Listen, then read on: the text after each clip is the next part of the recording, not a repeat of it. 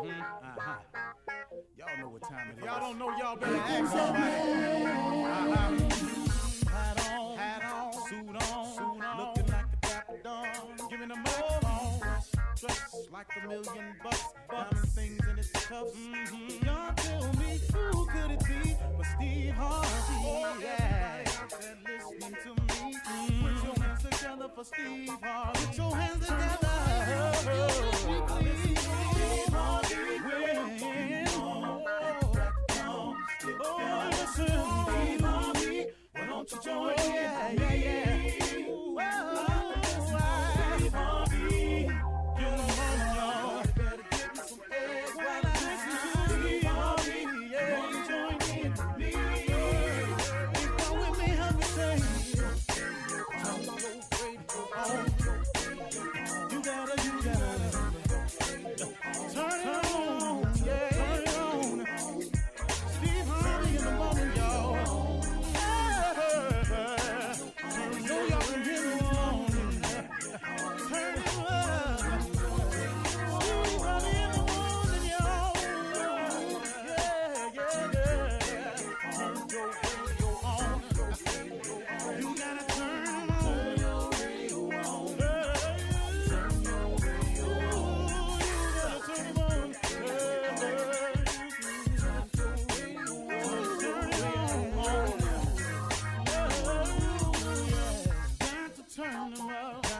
Steve Harvey got to turn them out. Got to turn them out. Steve Harvey turn them on in the morning, y'all.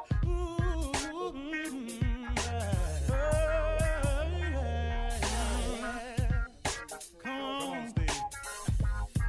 Come on. Do your thing, Big Daddy. I sure will. Good morning, everybody. You are listening to The Voice. Come on. Dig me now. One and only Steve Harvey. Man, got a radio show. Boy, oh boy, oh boy. I can't even tell you, man. I've been doing some thinking, and one of the things that I wanted to mention today to you as one of the principles of success, being grateful at all times is difficult to do. Being grateful at all times is very difficult to do. I find that to be true with myself. Now, there are others that might be able to do it, but just from talking and listening and living and learning, being grateful at all times is difficult to do, but it's necessary because it's such an act of faith in knowing that no matter what's going on, it's going to be all right.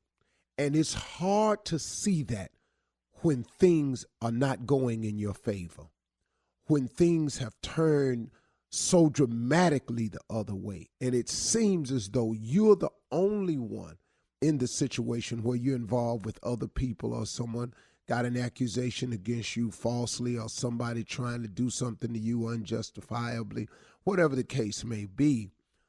When it's happening to you, it does appear to you that, oh my goodness, man, this is horribly one-sided.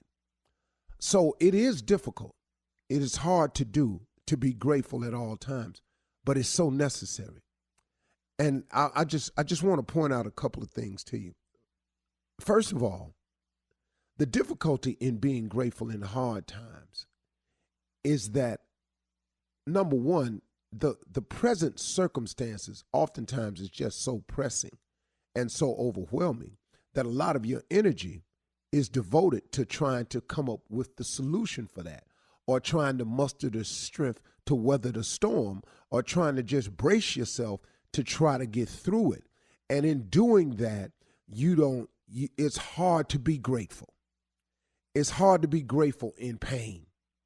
And I know it is. But here is the trick for me.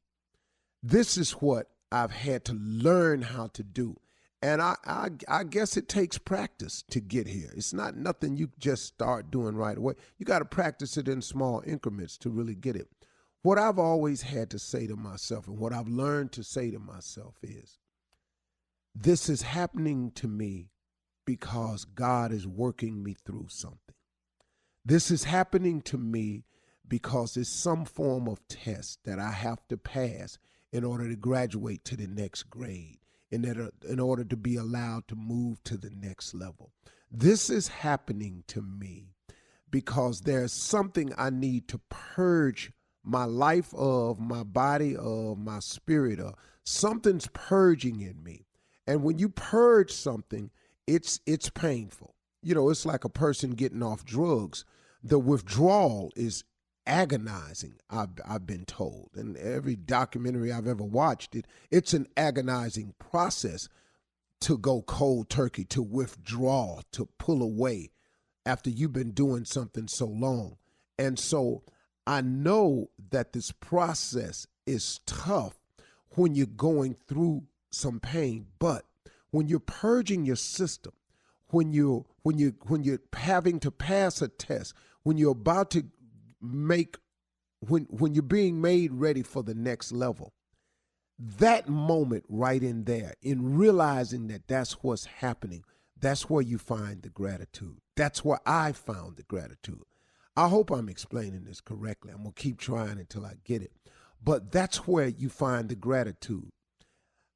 The second part of it is that God has never left me.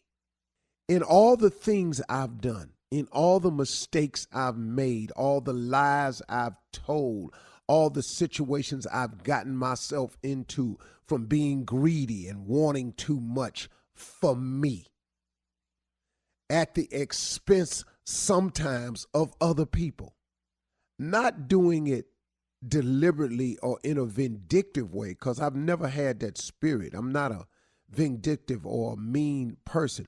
But sometimes in my life, in wanting to do what I wanted to do, I didn't totally weigh out the cause and effect of the other person. I mean, can I just be real with you with that? I mean, how many times we done all done that? Look, it don't make you a bad person. You know, good people do bad things all the time.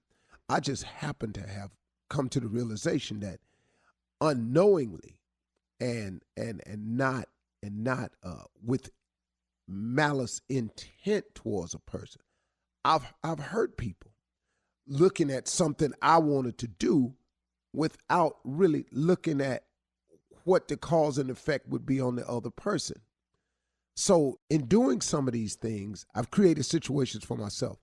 But God, through his grace and mercy, has allowed me to even get beyond that. So when I'm saying that God has never left me, in spite of myself, he's always gotten me through. So that's the other part of it too, see, that no matter what you're going through, you've got to understand that God has always gotten you through it. Now, hasn't he? Now, it may not be the way you wanted or the way you liked, but guess what? You can't do wrong and not pay for that now. That's not how this works. That's never going to be the case. But the great thing about God is he fires warning shots at us all the time. He gives us an opportunity to stop. You know, he don't fully punish us right away every time we do something wrong, now does he? You know, eventually you're going to get caught doing whatever it is you're doing. You do understand that, don't you? But the first time, that close call, that was a warning shot for you to stop. Look, I know you're not perfect. I know we all sinners down here. So I know you're going to make mistakes one time. I know you was looking at her when you wasn't supposed to. I know you said something to him when you wasn't supposed to. I know you got with her when you know you wasn't supposed to. And I know you got with him when you know you wasn't supposed to. So I tell you what I'm going to do. I'm going to fire a warning shot, and maybe you'll slow your roll this time. But we keep on, though. See, that's what happens. See, we just keep on. And then the next thing you know, we get caught. Now, oh, Lord, have mercy. I want out of this. Yeah, well, see, you done dug this hole pretty deep, and he going to get you out. But there's some things that's got to go down now because you didn't pay attention to the warning shot. See, had you stopped the first time you felt bad about it and said you wasn't going to do it no more, the situation wouldn't be as critical. But because we don't stop and we go again, but God always forgives. He always allows us to get back up again. He always gives us mercy. He always gives us his grace. He always does that. You're listening to the Steve Harvey Morning Show. Ladies and gentlemen, may I have your attention, please, on this very, very special day. Today is a day of a man that we honor on a national holiday. This is the 2020 version of Martin Luther King holiday. One of my heroes, Martin Luther King, one of the greatest leaders we've ever had in my lifetime. Happy birthday, and we salute you for all you've done. Welcome to the Steve Harvey Morning Show, Shirley Strawberry. Well, thank you, Steve. Good morning and happy King Day, everybody. And we will see if there's a delay. Good morning, Carla Farrell. No delay this morning on this King holiday. What's going on, crew? Morning. Thought you might be on time for the holiday. The 2 billionth wonder of the world, Junior Boy. Happy King Day, everybody. Happy King Day. It's King. It's King. Nephew Tommy. Happy King Day, baby. Happy King Day. Foot soldier. Paved the way. Today's a day of service. That's how we celebrate Dr. King's Day, a day of service, doing something in your community and things like that. And, of course, we'll play some highlights of Dr. King's speeches, all of that. It's a very special day. It is. Mm-hmm. We fought hard for this holiday. Well, a lot of people fought hard for me. Mm-hmm. Mm-hmm. Absolutely, Junior. Yep. Absolutely. Mm-hmm. And like you said, Shirley, it's a day of service, but I'm so proud of us. This crew, we give back all the time. Yes, we do community work, service work all the time. And it starts with our leader, Steve Harvey and his foundation, mentoring camp, sir. constantly giving back. And we just follow your lead, boss. Follow the lead. Yeah. Well, you know, What? where would I You have be your without thumbs in your y'all? lapels right now. You know, I was For just, that. He don't even want to you know, reply. where would I, you know how somebody say something to you, you think it's like they want something back. And you go, well, you know, if it wasn't for you guys, I don't know where I would be. Hey, Which I know teamwork. Shirley wants to say. That's a true statement. Teamwork makes the dream work, baby. Yeah. But, you know, it's all a part of it, man. I mean, you know, God blesses you to become a blessing. So it's all about that, you know. So, I mean, I'm in a good position. I'm happy today. Today is going to be a great day, man. We're going to celebrate, and we're going to just appreciate being alive today. That's a good thing, you know.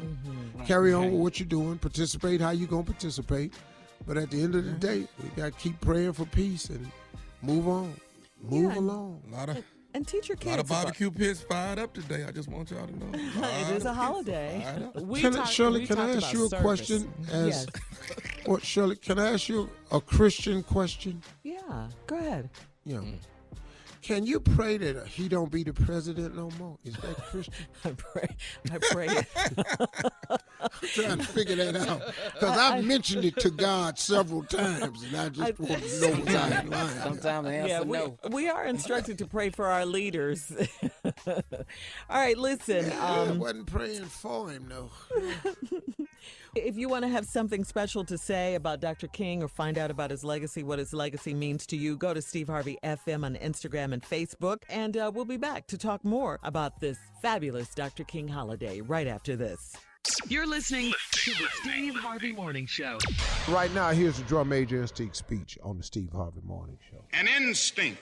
It's a kind of drum major instinct, a desire to be out front, a desire to lead the parade, a desire to be first.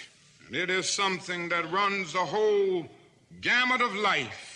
And so before we condemn them, let us see that we all have the drum major instinct.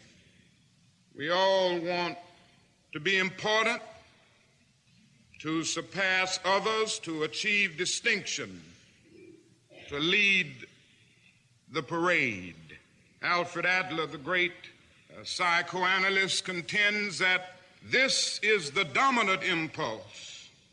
Sigmund Freud used to contend that sex was the dominant impulse, and Adler came with a new argument saying that this quest for recognition, this desire for attention, this desire for distinction is the basic impulse, the basic drive of human human life, this drum major instinct. And you know, we began earlier to ask life to put us first. Our first cry as a baby was a bid for attention. And all through childhood, the drum major impulse or instinct is a major obsession. Children ask life to grant them first place. They are a little bundle of ego. They have innately the drum major instinct. Now, in adult life, we still have it, and we really never get by it. We like to do something good, and you know, we like to be praised for it. Now, if you don't believe that, you just go on living life, and you will discover very soon that you like to be praised. Everybody likes it, as a matter of fact. And somehow this warm glow we feel when we are praised or when our name is in print is something of the vitamin A to our ego. Nobody is unhappy when they are praised, even if they know they don't deserve it, and even if they don't believe it. The only unhappy people about praise is when that praise is going too much towards somebody else. But everybody likes to be praised because of this real drum major instinct. Do you know that a lot of the race problem grows out of the drum major instinct? A need that some people have to feel superior.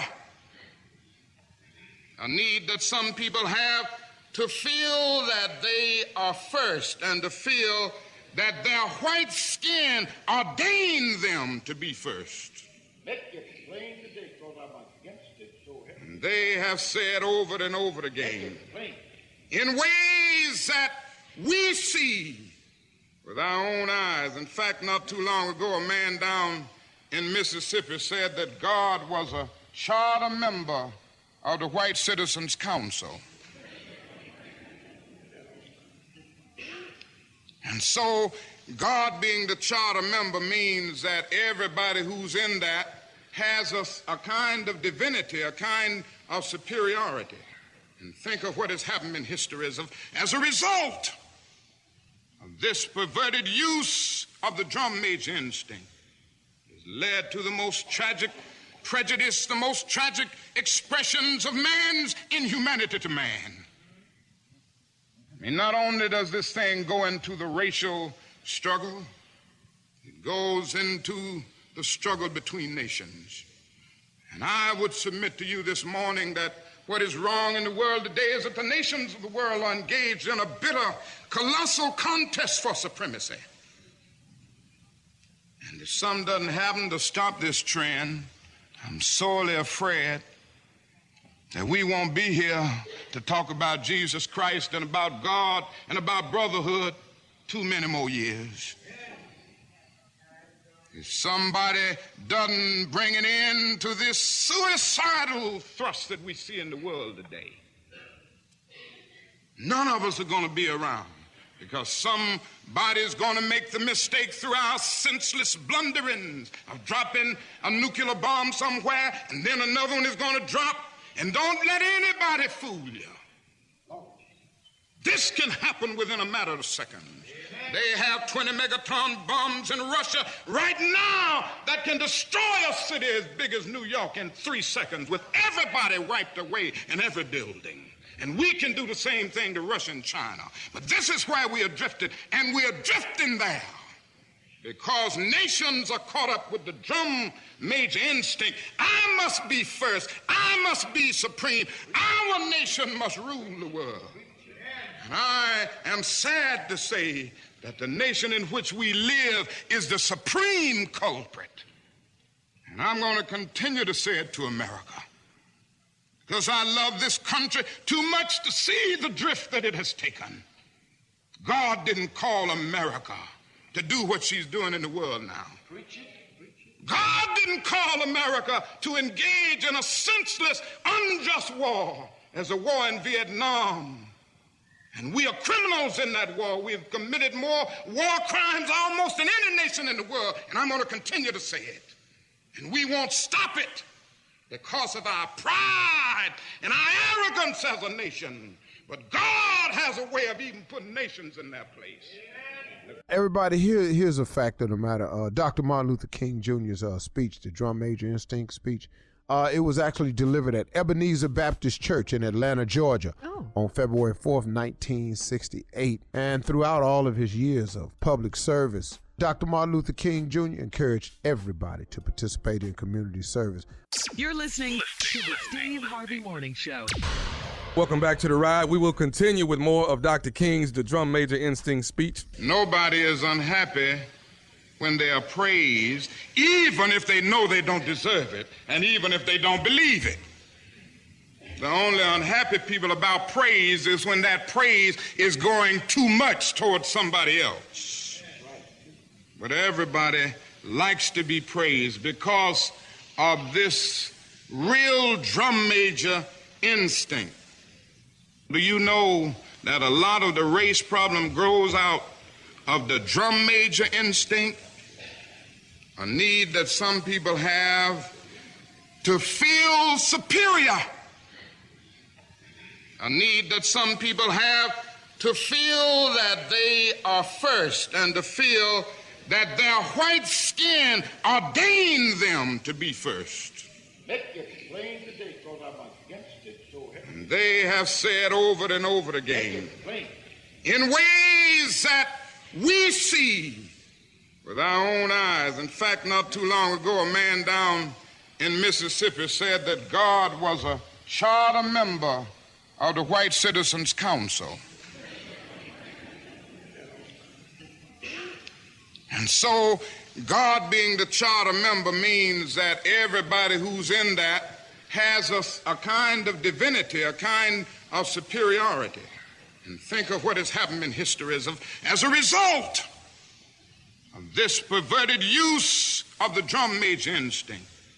Has led to the most tragic prejudice, the most tragic expressions of man's inhumanity to man. I mean, not only does this thing go into the racial struggle, it goes into the struggle between nations. And I would submit to you this morning that what is wrong in the world today is that the nations of the world are engaged in a bitter, colossal contest for supremacy. And if something doesn't happen to stop this trend, I'm sorely afraid that we won't be here to talk about Jesus Christ and about God and about brotherhood too many more years.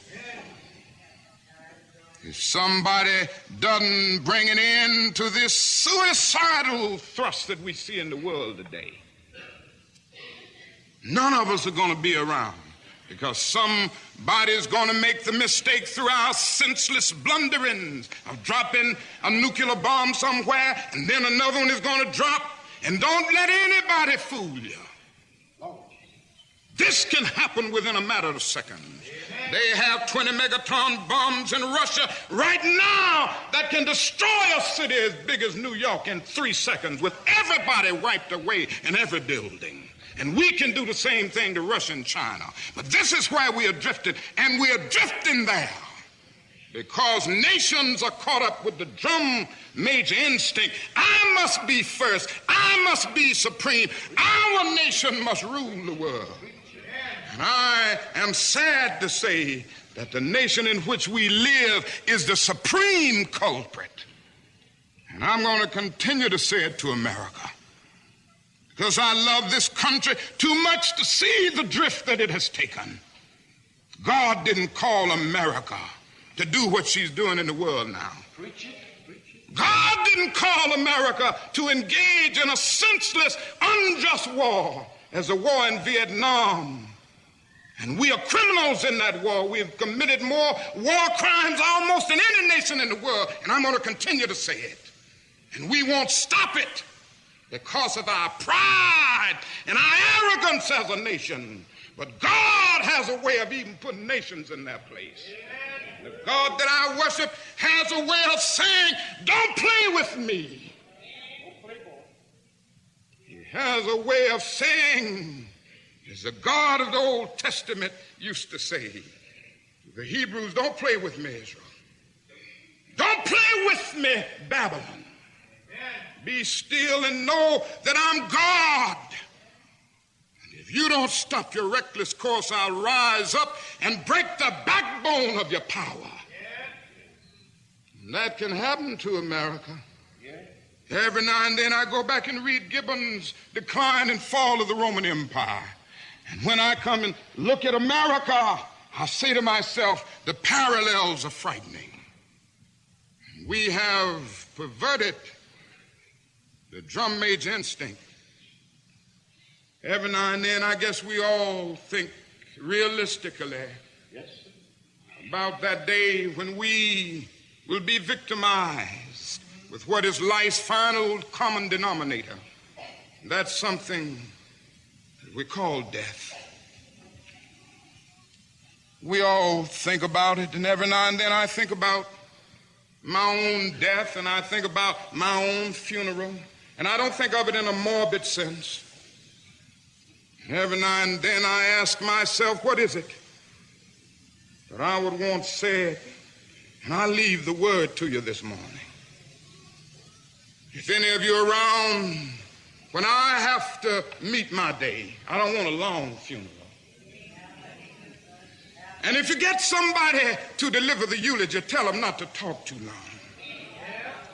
Every now and then I wonder what I want them to say. Tell them not to mention that I have a Nobel Peace Prize. That isn't important.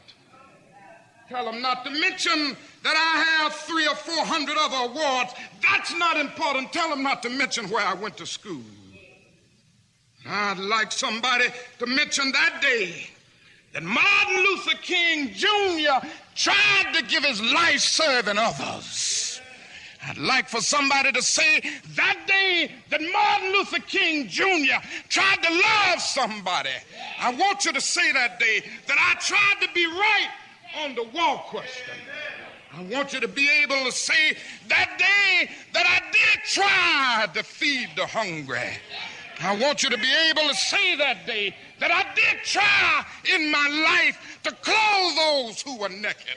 I want you to say on that day that I did try in my life to visit those who were in prison. I want you to say that I tried to love and serve humanity. Yes, if you want to say that I was a drum major, say that I was a drum major for justice. Say that I was a drum major for peace. I was a drum major for righteousness. And all of the other shallow things will not matter. I won't have any money to leave behind. I won't have the fine and luxurious things of life to leave behind. But I just want to leave a committed life behind. And that's all I want to say. If I can help somebody as I pass along, if I can cheer somebody with a word of song, if I can show somebody he's traveling wrong, then my living will not be in vain. If I can do my duty as a Christian ought, if I can bring salvation to a world once wrought, if I can spread the message as the Master taught, then my living will not be in vain. We'll be back. You're listening to the Steve Harvey Morning Show. All right, guys, today is King Holiday. Happy King Day, everyone. We are celebrating as we always do on this day. You know what? Let's start with the morning crew and just talk about what the legacy of Dr. Martin Luther King means to you. Steve? I mean, simply put, for me, growing up, he was everything as a young black boy. I wasn't even a teenager yet. I was just a black boy. I learned everything from him from my parents. I remember what happened in the community when he was killed. I remember Miss Blandon making us watch the funeral. She brought a black and white TV up to the school, and we watched the mule-drawn coffin being pulled up the street in D.C. You know, we 10, 11 years old. I mean, we sitting there going, what? They did what? And then I remember all the old black people crying. I was just sitting there going, man, why did they do this? Because here's a man, all he ever talked about was, holding hands and sharing and loving. And the speech in 64, I remember that. We had to learn it in school, certain pieces of it in plays. And so when they killed him, I was confused. I did not understand why this man had to die. And then when you hear old black people say stuff like, white people don't want us to have nothing. I mean, and you're talking in the 60s now. A statement like that was a very, very acceptable statement. And older black people just made a statement that white people don't want us to have nothing. And they were devastated. It was the most devastating moment as a black person that I remember the community. And then the riots erupted. So you're talking about 68, man. You're talking about I'm 11. And I'm hearing these things and I'm forming decisions. And it caused me to feel for a number of years a certain kind of way about his death. And I was not handling it as what he lived his life for, and live in peace and harmony and togetherness and love your enemy. Violence. Mm-hmm. No, man, I went the other way. They killed us. They killed him. They killed our dream. They killed our leader. They don't want us to have nothing. That's a horrible position to put an 11-year-old kid in. I'm watching my mama cry. My father, man, ain't never cried. He was so mad, man. And my brothers was different, man. My brothers was Panthers and Nationalists. And they went to work. They was different. So his life legacy became more to me later on. But in the beginning, man, it was a devastating thing. And I just thought that it was the end for us. And but his words resonated that we as a people will get to the mountaintop. I may not get there with you, but we as a people will get to the mountaintop. And I started trying to understand what he was talking about then. And he was pulling for black people so hard, man, so hard. Those speeches, that's my Steve. thoughts on it. Martin Luther King, to me, was the greatest orator of our time. Of all time. Orator. I like orator, Shirley. Okay, darling, you say what you like. I'm just telling you. Junior? Yes, I think that's right. He's the greatest what? Orator. Oh.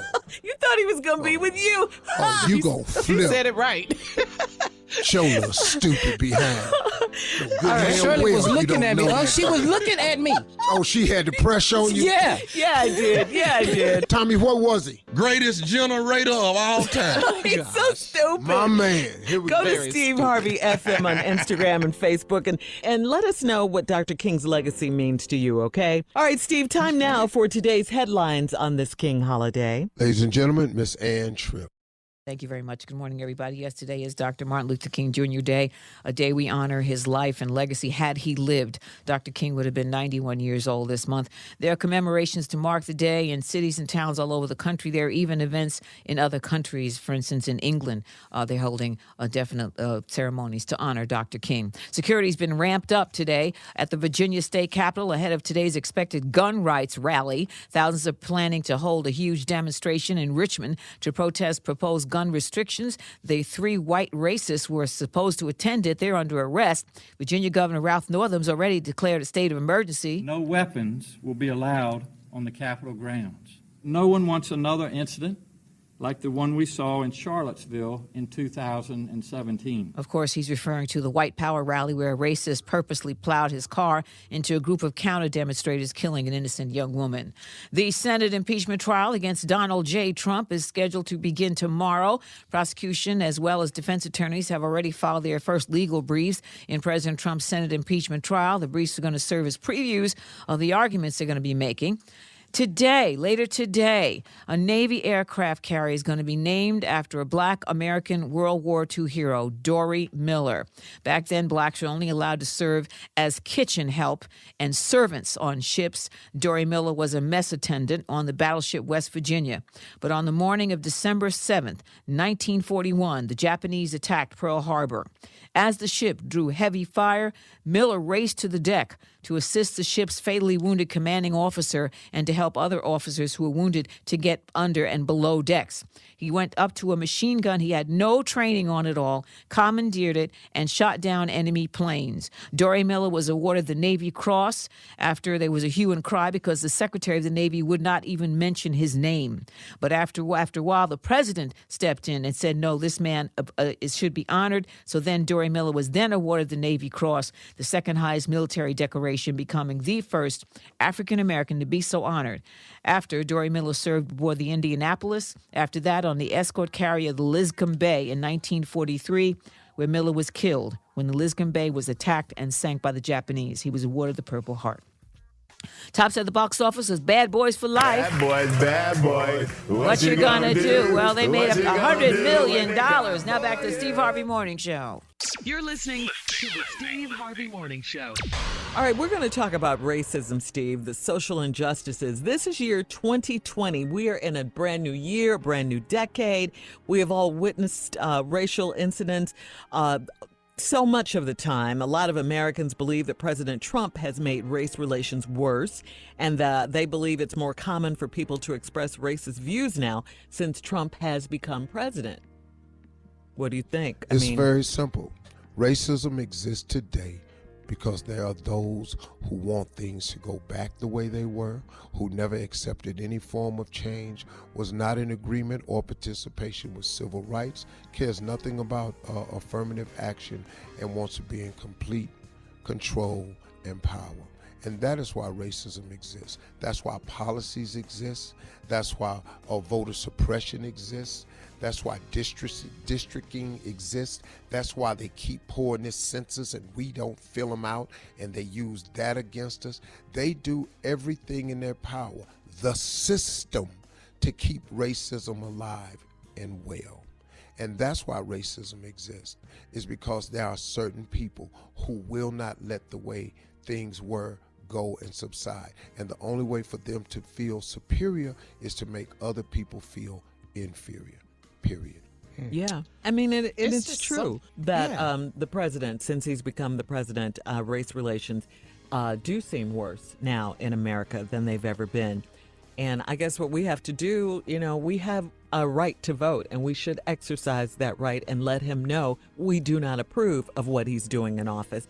And we do that by voting. And this is a year that we cast our vote. It changed as soon as he went in that office. As soon as he went in there, it changed. The inaugural speech was climate. The whole climate changed. It made people think that are in groups that are not for the welfare of all, made them feel validated. They felt like one of us is now there. And based on some of the statements and policies he was doing, banning 7 Muslim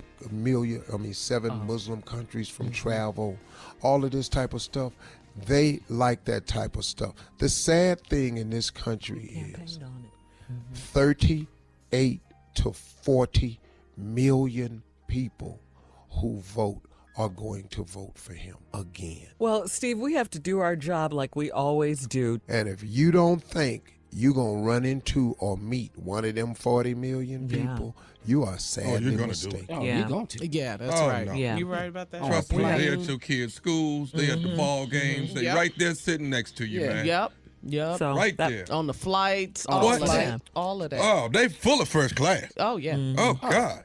And that's what, Coach we have to do what we do They and just encourage people to get out and vote. We got to vote strong, just like we did when Obama was running. It's the only way running. this has a chance. If enough people vote, it can change. Yeah, absolutely it can. All right, when we come back from the break at 32 after the hour, we're going to play President Obama's March on Washington 50th anniversary speech from back in 2013. That's coming up right after this. You're listening to the Steve Harvey Morning Show. Happy King Day, everyone. It's the King holiday where we celebrate the life and legacy of Dr. Martin Luther King Jr. Now, do you guys remember back in 2013 when President Obama delivered the remarks at the Let Freedom Ring ceremony? Remember? Yes. I remember everything. Them was the good old days. I remember everything about What you Obama. say, Tommy? What you Everything. I remember everything about Every Obama. single Everything. Every tie, every suit, every golf swing, every beautiful speech. I remember everything about Obama. What you want to know? Well, I was asking, do you remember that speech? It was back in 2013. He did the Let Freedom Ring ceremony to commemorate the 50th anniversary of the March on Washington at the Lincoln Memorial. Take a listen.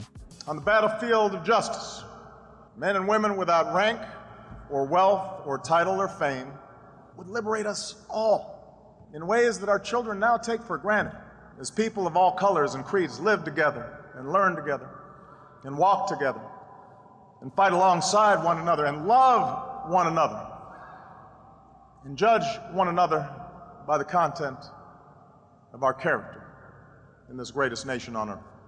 To dismiss the magnitude of this progress, to suggest, as some sometimes do, that little has changed, that dishonors the courage and the sacrifice of those who paid the price to march in those years.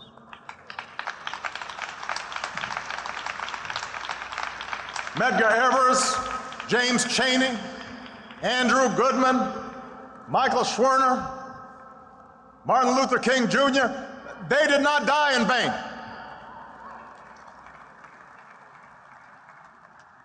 Their victory was great, but we would dishonor those heroes as well, to suggest that the work of this nation is somehow complete.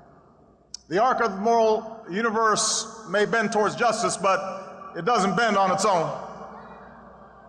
To secure the gains this country has made requires constant vigilance, not complacency. Whether by challenging those who erect new barriers to the vote, or ensuring that the scales of justice work equally for all and the criminal justice system is not simply a pipeline from underfunded schools to overcrowded jails, it requires vigilance.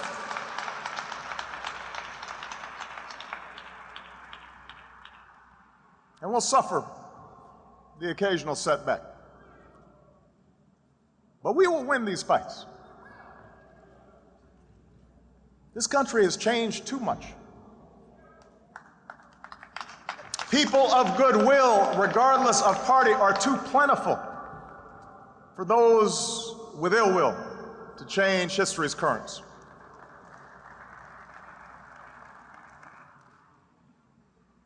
In some ways, though, the securing of civil rights, voting rights, the eradication of legalized discrimination, the very significance of these victories may have obscured a second goal of the march.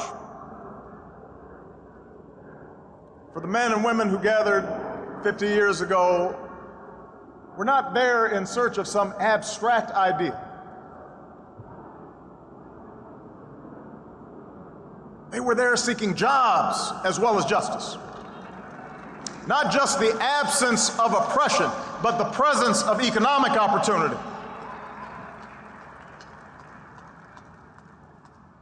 For what does it profit a man, Dr. King would ask, to sit at an integrated lunch counter if he can't afford the meal?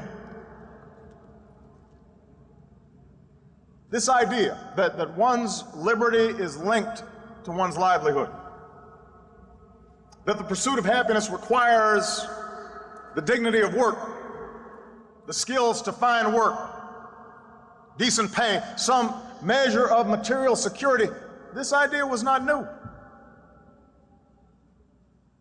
Lincoln himself understood the Declaration of Independence in such terms, as a promise that in due time the weights should be lifted from the shoulders of all men, and that all should have an equal chance. And Dr. King explained that the goals of African Americans were identical to working people of all races. You're listening to the Steve Harvey Morning Show.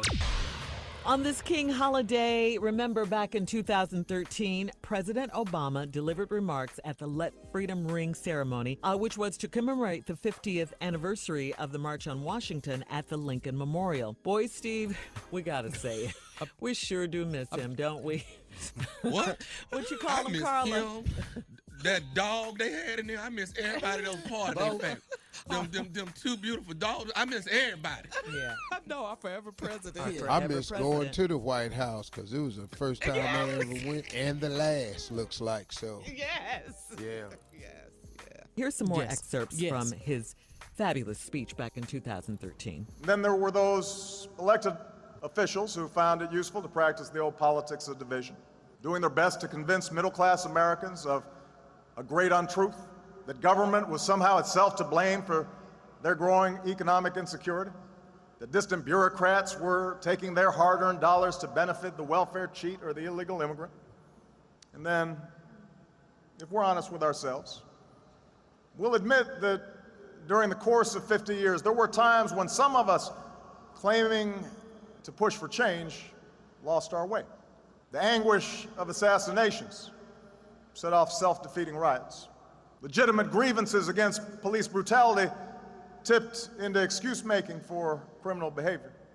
Racial politics could cut both ways, as the transformative message of unity and brotherhood was drowned out by the language of recrimination.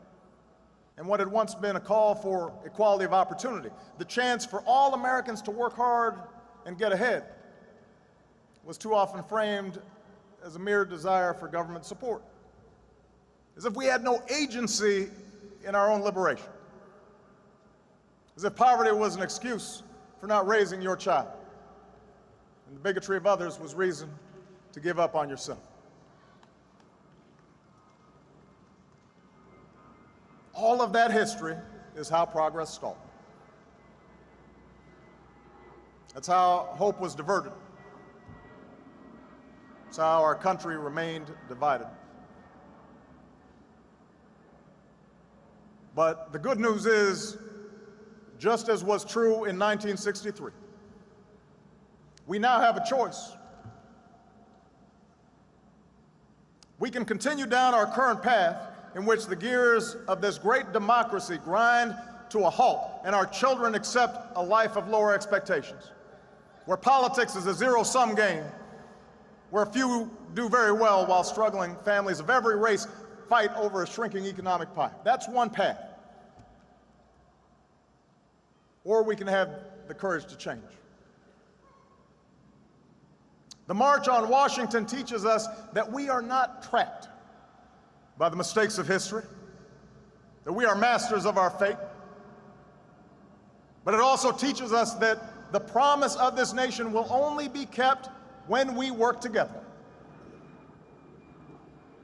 We'll have to reignite the embers of empathy and fellow feeling, the coalition of conscience that found expression in this place 50 years ago. And I believe that spirit is there, that truth force inside each of us. I see it when a white mother recognizes her own daughter in the face of a poor black child.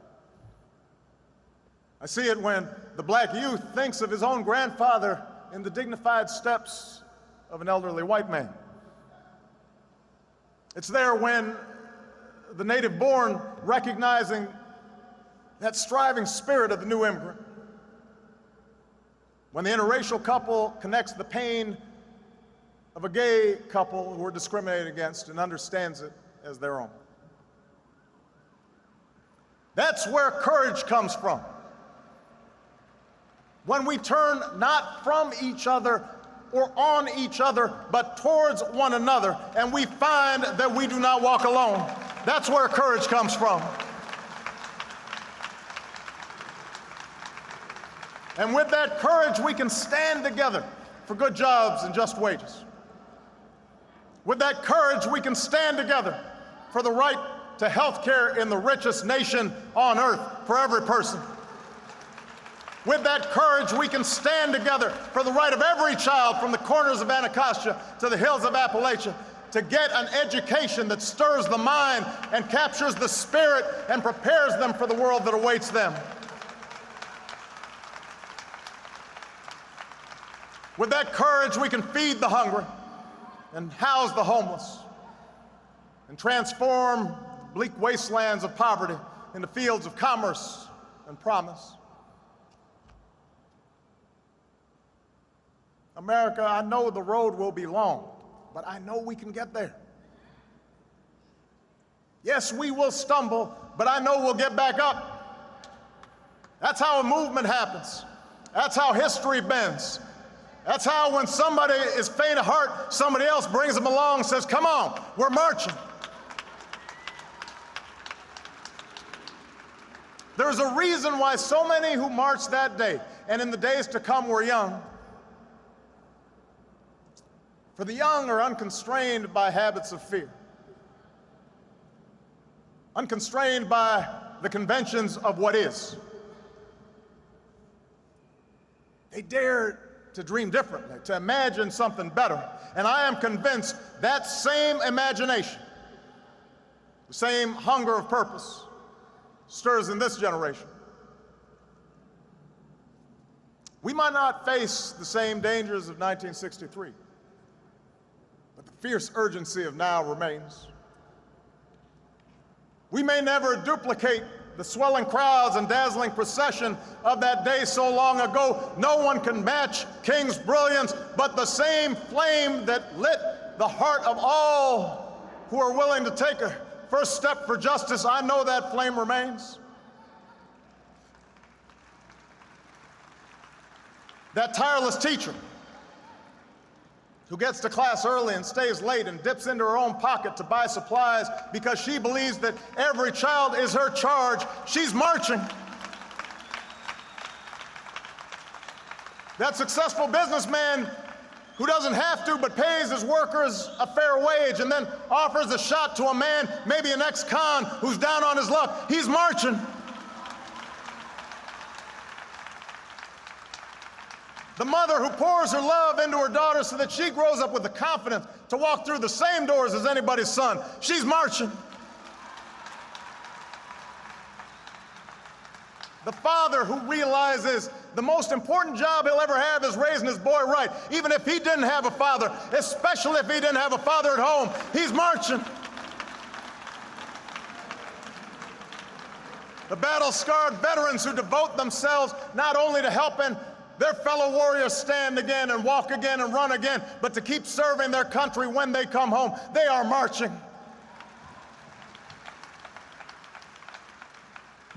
Everyone who realizes what those glorious patriots knew on that day, that change does not come from Washington, but to Washington. The change has always been built on our willingness, we, the people, to take on the mantle of citizenship. You are marching. And that's the lesson of our past. That's the promise of tomorrow. That in the face of impossible odds, people who love their country can change it. And when millions of Americans of every race and every region, every faith and every station can join together in a spirit of brotherhood, then those mountains will be made low, and those rough places will be made plain, and those crooked places out towards grace. And we will vindicate the faith of those who sacrifice so much and live up to the true meaning of our creed as one nation under God, indivisible, with liberty and justice for all. We'll be back. You're listening to the Steve Harvey Morning Show. Dr. Martin Luther King Jr. once said that life's most persistent and urgent question is, what are you doing for others? Coming up, we got some excerpts from Dr. King's I've Been to the Mountaintop speech. Let us rise up tonight with a greater readiness. In these powerful days, these days of challenge, to make America what it ought to be, we have an opportunity to make America a better nation. And I want to thank God once more for allowing me to be here with you. You know, several years ago, I was in New York City autographing the first book that I had written. And while sitting there autographing books, a demented black woman came up. The only question I heard from her was, "Are you Martin Luther King?" And I was looking down writing, and I said yes. The next minute I felt something beating on my chest. Before I knew it, I had been stabbed by this demented woman. I was rushed to Harlem Hospital. It was a dark Saturday afternoon. That blade had gone through, and the x-rays revealed that the tip of the blade was on the edge of my aorta, the main artery. And once that's punctured, you're drowned in your own blood. That's the end of you. It came out in the New York Times the next morning that if I had merely sneezed, I would have died. Well, about 4 days later, they allowed me, after the operation, after my chest had been opened and the blade had been taken out, to move around in the wheelchair in the hospital. They allowed me to read some of the mail that came in, and from all over the states and the world, kind letters came in. I read a few, but one of them I will never forget. I had received one from the president and the vice president. I've forgotten what those telegrams said. I'd received a visit and a letter from the governor of New York, but I've forgotten what that letter said. But there was another letter that came from a little girl, a young girl, who was a student at the White Plains High School. And I looked at that letter, and I'll never forget it. It said simply, "Dear Dr. King, I am a 9th grade student at the White Plains High School." She said, "While it should not matter, I would like to mention that I'm a white girl. I read in the paper of your misfortune and of your suffering, and I read that if you had sneezed, you would have died. And I'm simply writing you to say that I'm so happy that you didn't sneeze. And I want to say tonight that I too am happy that I didn't sneeze, because if I had sneezed, I wouldn't have been around here in 1960, when students all over the South started sitting in at lunch counters. And I knew that as they were sitting in, they were really standing up for the best in the American dream and taking the whole nation back to those great wells of democracy which were dug deep by the founding fathers in the Declaration of Independence and the Constitution. If I had sneezed, I wouldn't have been around here in 1961 when we decided to take a ride for freedom and ended segregation in interstate travel. If I had sneezed, I wouldn't have been around here in 1962 when Negroes in Albany, Georgia decided to straighten their backs up. And whenever men and women straighten their backs up, they are going somewhere, because a man can't ride your back unless it is bent. If I had sneezed, I wouldn't have been here in 1963. The black people of Birmingham, Alabama, aroused the conscience of this nation and brought into being the Civil Rights Bill. If I had sneezed, I wouldn't have had a chance later that year in August to try to tell America about a dream that I had had. If I had sneezed, I wouldn't have been down in Selma, Alabama to see the great movement there. If I had sneezed, I wouldn't have been in Memphis to see a community rally around those brothers and sisters who are suffering. I'm so happy that I didn't sneeze. And they were telling me, now it doesn't matter now. It really doesn't matter what happens now. I left Atlanta this morning, and as we got started on the plane, there were 6 of us. The pilot said over the public address system, "We are sorry for the delay, but we have Dr. Martin Luther King on the plane. And to be sure that all of the bags were checked, and to be sure that nothing would be wrong on the plane, we had to check out everything carefully. And we've had the plane protected and guarded all night." And then I got into Memphis, and some began to say the threats, or talk about the threats that were out. what would happen to me from some of our sick white brothers. Well, I don't know what will happen now. We've got some difficult days ahead, but it really doesn't matter with me now because I've been to the mountaintop. I don't mind. Like anybody, I would like to live a long life. Longevity has its place. But I'm not concerned about that now. I just want to do God's will. And He's allowed me to go up to the mountain. And I've looked over and I've seen the promised land. I may not get there with you, but I want you to know tonight that we as a people will get to the promised land. So I'm happy tonight. I'm not worried about anything. I'm not fearing any man. Mine eyes have seen the glory of the coming of the Lord. You're listening to the Steve Harvey Morning Show. Coming up, we're going to play some excerpts from Dr. King's I Have a Dream speech. I am happy to join with you today in what will go down in history as the greatest demonstration for freedom in the history of our nation.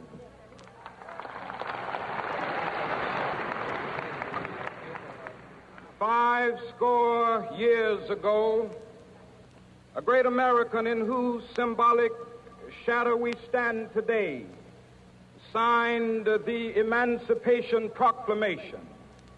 This momentous decree came as a great beacon light of hope to millions of Negro slaves who had been seared in the flames of withering injustice. It came as a joyous daybreak to end the long night of their captivity. But 100 years later, the Negro still is not free. 100 years later, the life of the Negro is still sadly crippled by the manacles of segregation and the chains of discrimination. 100 years later, the Negro lives on a lonely island of poverty in the midst of a vast ocean of material prosperity. 100 years later, the Negro is still languished in the corners of American society and finds himself in exile in his own land. And so we've come here today to dramatize a shameful condition. In a sense, we've come to our nation's capital to cash a check. When the architects of our republic wrote the magnificent words of the Constitution and the Declaration of Independence, they were signing a promissory note to which every American was to fall heir. This note was a promise that all men, yes, black men as well as white men, would be guaranteed the unalienable rights of life, liberty, and the pursuit of happiness. It is obvious today that America has defaulted on this promissory note insofar as her citizens of color are concerned. Instead of honoring this sacred obligation, America has given the Negro people a bad check, a check which has come back marked insufficient funds.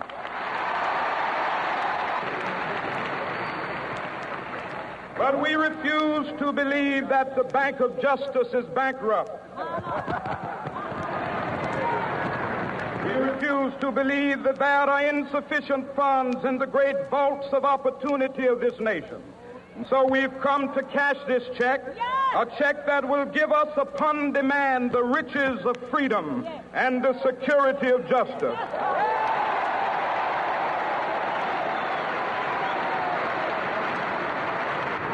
We have also come to this hallowed spot to remind America of the fierce urgency of now. This is no time to engage in the luxury of cooling off or to take the tranquilizing drug of gradualism.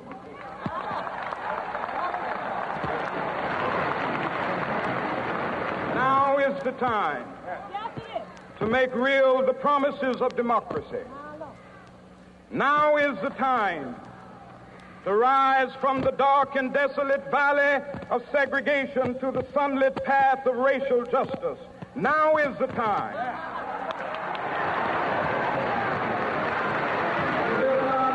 From the quicksands of racial injustice to the solid rock of brotherhood. Now is the time.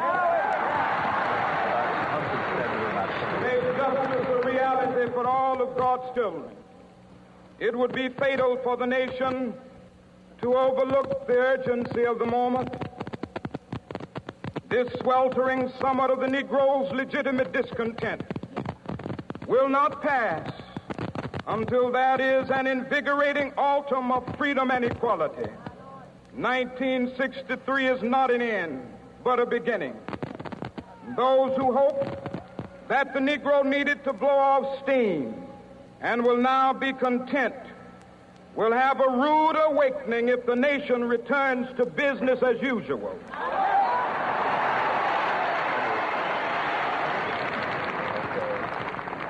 There will be neither rest nor tranquility in America until the Negro is granted his citizenship rights. The whirlwinds of revolt will continue to shake the foundations of our nation until the bright day of justice emerges. But that is something that I must say to my people who stand on the warm threshold which leads into the palace of justice. In the process of gaining our rightful place, we must not be guilty of wrongful deeds. Let us not seek to satisfy our thirst for freedom by drinking from the cup of bitterness and hatred.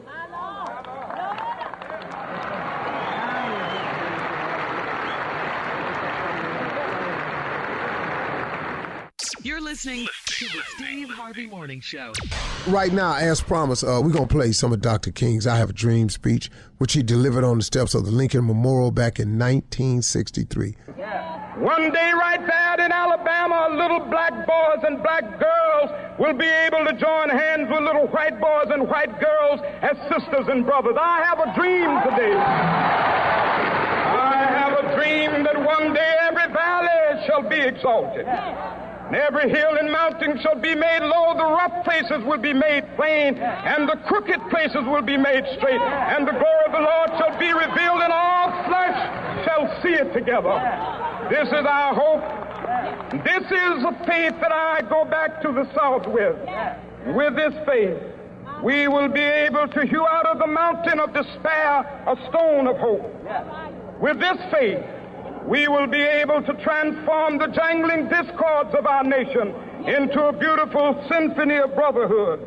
With this faith, we will be able to work together, to pray together, to struggle together, to go to jail together, to stand up for freedom together, knowing that we will be free one day.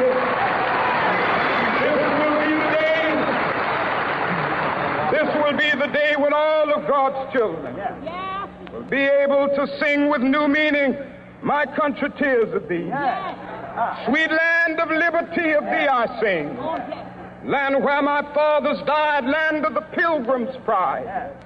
From every mountainside, let freedom ring. And if America is to be a great nation, this must become true. And so let freedom ring. From the prodigious hilltops of New Hampshire, let freedom ring. From the mighty mountains of New York, let freedom ring. From the heightening Alleghenies of Pennsylvania, let freedom ring. From the snow-capped Rockies of Colorado, let freedom ring. From the curvaceous slopes of California. But not only that, let freedom ring from Stone Mountain of Georgia. Let freedom ring from Lookout Mountain of Tennessee. Let freedom ring from every hill and molehill of Mississippi, from every mountainside. Let freedom ring, and when this happens, when we allow freedom ring, when we let it ring from from every village and every hamlet, from every state and every city.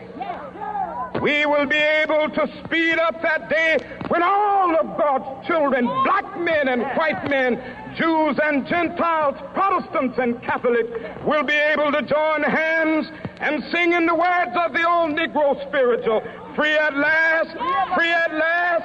Thank God Almighty, we are free at last. We'll be back. You're listening to the Steve Harvey Morning Show. All right, so Steve, on this King holiday, earlier we were talking about race relations in America. And listen to this. More than 150 years after the 13th Amendment abolished slavery in the U.S., most U.S. adults say the legacy of slavery continues to have an impact on the position of black people in American society today. More than 4 in 10 say the country hasn't made enough progress toward racial equality, and there is some skepticism, particularly among blacks, that black people will ever have equal rights with whites, according to a new Pew Research Survey Center. So I'm in agreement with that, really and truly. I mean, it hasn't made enough progress. Yeah, it hasn't. But this can be changed. This can be changed, but it will require a massive effort on our part. We have to get judges elected.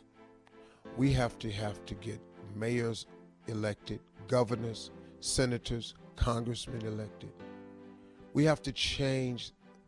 It can't be people who don't get you making decisions about you, even in the court system.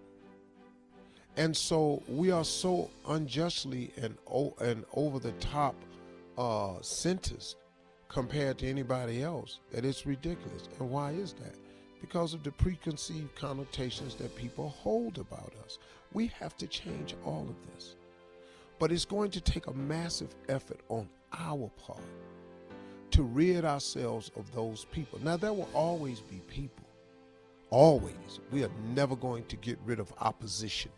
That will never happen. That's a world that we set up to end a long time ago, all the way back to Adam and Eve. That ended. That world got thrown out the window. So it'll be with us. But we can do something about it. We have to create more and more and more successful people who are black, green, brown, yellow, red. Yeah. Mm-hmm. It has to be more. And when you do that, you can bring about change. And period. You have to vote. And you can start with yourself. Mm-hmm. Yeah. You can get yourself to the highest level you can possibly achieve for you. Not saying everybody got to go out and become millionaires or stars or nothing like that. No. But everybody has to get out here and be productive citizens. Everybody has to get out of here and live as righteous a life as we can. And everybody got to get out here and vote. If you do that, man, we could change so many things. Yep. My opinion. Black, brown, yellow, what my uncle said, not orange. I had to say that. Also, only one on. More statistics say that about 6 in 10 African Americans say black people are treated less fairly than whites in hiring, pay, and promotions, shopping in stores or dining in restaurants, when voting in elections. That's a fact. Yeah, and when seeking medical treatment as well. I can tell you about that. Tell us, Junior. Oh, about taking medical. I get treated differently in the emergency room. Oh no, they'll sit there and let me sit in there and wait with a signature of Christ. I sit there maybe an hour before somebody come in and say, "Okay, we'll see you now." Then they're gonna determine whether I'm faking. They think you're faking. Oh yeah. Why they think you faking? How do you fake that? I don't know, but that's their mindset. Oh, he don't want nothing but some drugs. That's what he's in here. He a drug seeker. Oh, that's the thought process. Wow. Yeah. See. Yeah. That's what then he's my saying. blood Treated work come less back, then they fairly. come back with a different statement. Oh well, he's not playing. Wow, Junior, I didn't know that. See, that's like them people. That's like them people in first class. So what do you do? What the hell do you do? Right. What do you do? In the same survey, white people tend to say that black people and white people are treated about equally. Very small shares say white people are treated less fairly than black people. What? They say white people are treated less fairly. A small percentage say that white people are treated less fairly. Where that at? That small percentage, I have some people they could ride with just for 6 hours. 6 hours. I got some people you can ride with for 6 hours. And I want you to see how they're treated. Yeah. All right, we'll be back with more of the Steve Harvey Morning Show right after this. You're listening to the Steve Harvey Morning Show.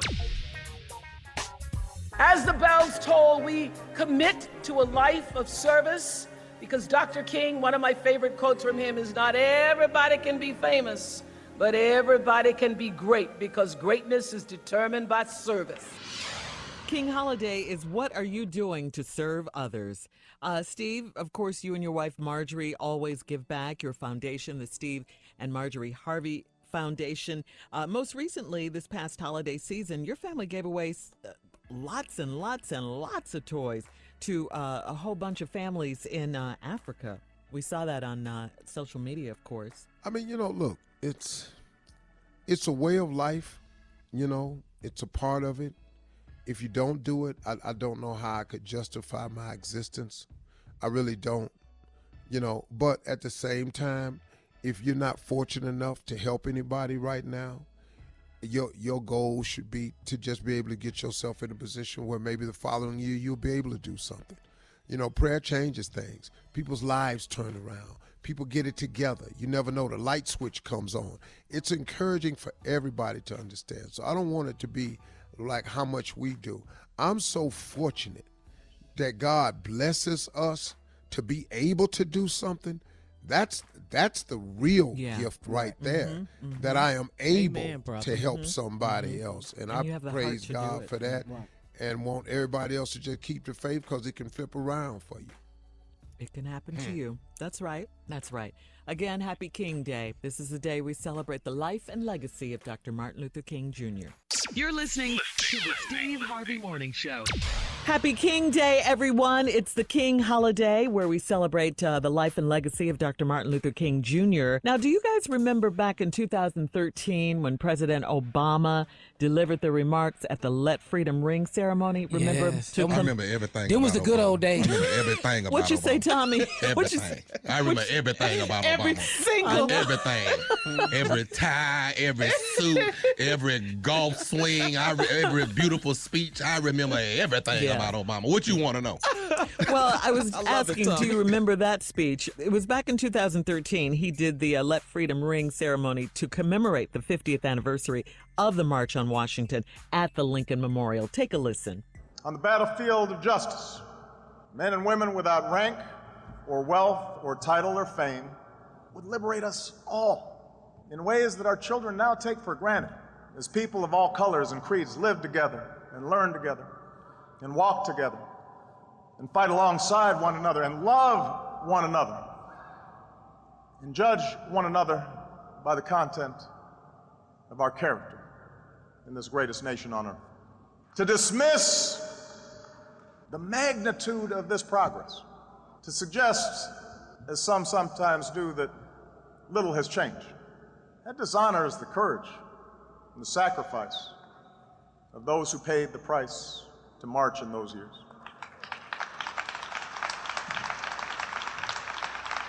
Medgar Evers, James Chaney, Andrew Goodman, Michael Schwerner, Martin Luther King Jr., they did not die in vain.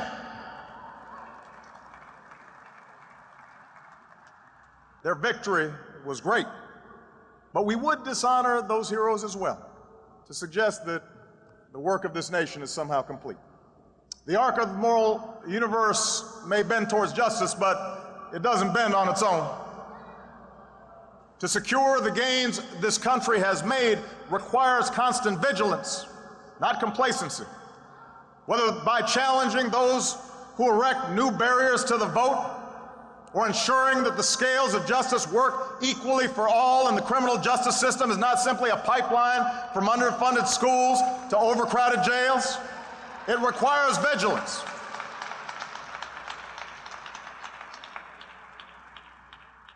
You're listening to the Steve Harvey Morning Show. All right, Steve, we all know, we've talked about it in the show, and we talk about it quite often, the divide that is in this country. Of course, we need reform, we need healing, we need lots of things. And one of the ways we can do that is by casting our vote, amongst other things. You know, Dr. King once said, the time is always right to do what is right. I love that quote. Yeah. Mm-hmm. So as we celebrate Dr. King Day today, his life and his legacy, make this day a day of service and make a difference in your community. Steve? Yeah, I've been had so many of these Martin Luther King days and had so many days of remembrance, because like for me, like I said earlier, this happened in 1968. So, and I've dealt with it on several different levels. And for many years, it was just this time of the year was a very angry time for me, because they killed a hero of ours. And how could they? And there was no remorse for it. And then there was no justifying who really did it and so forth and so on. But as I got older, I came to understand what Martin Luther King was really about and what he was trying to get us to see, and how his life was taken at such an early age, but it had such an impact on the world globally, and look, not just nationally. So, I mean, as I look at it now, I understand what he was trying to do, and he was one of the great leaders of our time. And I just, I don't know if this is acceptable to say, but I just don't think that we've had a leader of that magnitude since him. Not for our community. We've had people who've made contributions, of course. Obama made a major contribution by coming to president. There were people Al Sharpton has made contributions. It's been the people, I don't want to get into names because I want to think I'm trying to just single only people out. But just off the top of that, people have made contributions, I think it's important for us all to realize that all of us can make a contribution. You don't have to be famous or rich to make a contribution. Because Martin Luther King was not a rich man. Gandhi was not a rich man. Mother Teresa was not a rich woman. But the contribution that they made. And I think that's a message for all of us, that no matter who you are and where you are in life, you can make a contribution. You can affect one child's life. Every woman that sees a girl going astray, if you pulled her to the side and just said, hey, look, I'd like to invite you to my home just to share with you some things because you look like you're going to be a fine young lady. Sometimes young girls have never heard that. And so you see them doing the wrong thing. And maybe you can pull them to the side and be encouraging. Same thing with boys. Hey, young man, let me talk to you. Where you headed in life? You look like you got something on the ball. What's going on with you? It don't always work, but I've seen it work time and time and time again. And all of us as individuals can make a contribution to this thing. We can live our lives where we affect the life. If you don't have the money to have a mentoring camp or bring hundreds of boys down there, it's fine. Can't you have one boy over? Just one. Can't you take one boy to the park? Just one. Can't you go down to Boys and Girls Club and become a big brother to one boy, one girl? That's all it takes, man. And on the last thing I'd like to say is just to fathers. This probably ain't the tone for Martin Luther King Day, but if every father would be a daddy, we wouldn't have to have mentoring camps at all. So fathers, just take some time out. Contact your child. If you ain't been present, apologize. Women, stop holding, for those of you that's doing this, stop holding the children as pawns in the relationship. If you don't pay this money, you ain't seeing the baby. Look, I know men who have been embarrassed by that to the hundreds and thousands. I was in that position one time in my life where I was embarrassed why I couldn't take care of my family. But I asked God to help me, to pick me up and get me on my feet where I could be what I was supposed to be. But I was very fortunate in that I did not have an ex, my first wife, who held the children as pawns. She was always a great mother in that regard, saying, look, whatever you need to do, get yourself together, see these kids. Okay, cool. So I got myself together, and I had a chance to. But if you are a woman that's using kids as pawns, stop doing that. Let this man see them childs, because it ain't the money the child is looking for. It's the companionship. It's the love. It's the feeling of being able to say, I talked to my daddy. This a picture of me and my daddy. Do you know what that does for a young girl in her life? Do you have any idea what that does for a young boy? That individual step right there from every single man in this country who is a father. And you cannot replace your old family with a new family and treat them right and forget about the old family, because guess what? That's not the trade-off that God allows. So even in that way, we can all make a contribution on this holiday. We can all make contribution by mentoring, becoming a big brother, a little sister to somebody. We can all make a contribution by sitting down and talking with the enemy. I'm telling you, man, you cannot have peace without talking with the enemy. So get that notion out your head. I don't talk with the enemy. It's the only way to solve problems. So sometimes you got to sit down with the person you don't really agree with to see if you can come to some form of agreement. Those are my closing remarks today. I just did that because I finally learned what Martin Luther King really meant. I stopped being mad about him getting killed. Well, I'm still mad, but let it go. But my closing remarks. Y'all have a great weekend. Steve Harvey out. Bye. It's Monday. It's Monday. We just got to It's work. great weekend. Bye.